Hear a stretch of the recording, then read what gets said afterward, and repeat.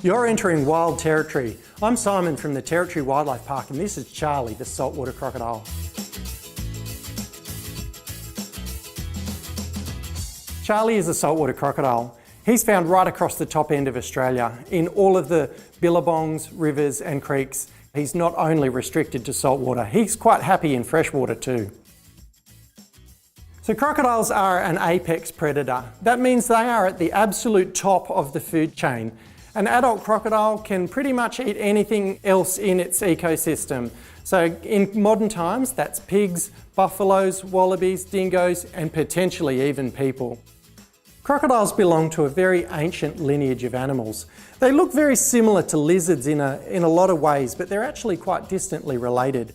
Did you know that they can hold their breath for up to an hour? Imagine you trying to do that. There's no way you could do that. A crocodile's heart is like no other. They can actually decide where in the body they send the blood. So if they want to sit on the bottom and preserve their energy, they'll send that oxygenated blood from the lungs to the brain and other vital organs, shutting down the flow to the limbs and the tail. Saltwater crocodiles are some of the largest reptiles on the planet. Adult males can grow to 5 metres, 6 metres, and sometimes even more. They can potentially live up to 60, 80, maybe even 100 years.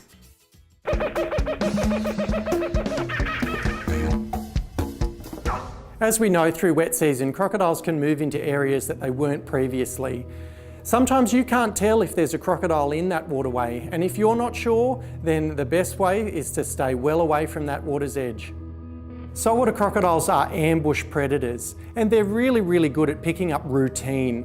If you go down to the water's edge at a regular time, chances are a crocodile's going to pick up on that pattern. I hear fishermen all the time come and say, there's always a big croc every Sunday when I go to my fishing spot. That's because every Sunday you go to your fishing spot and he's picked up on that pattern.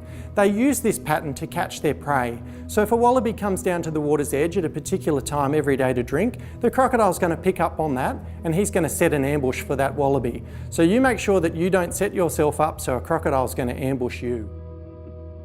The saltwater crocodile, they are very closely related to the freshwater crocodile, and in some places they can actually be found in the same waterways.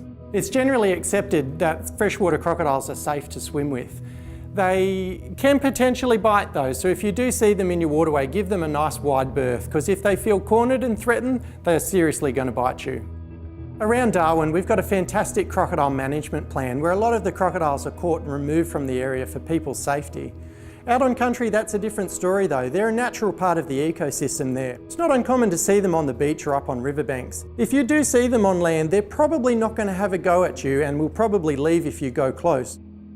But you don't want to go close, because if you do, his brother or sister might be waiting in the water there and grab you.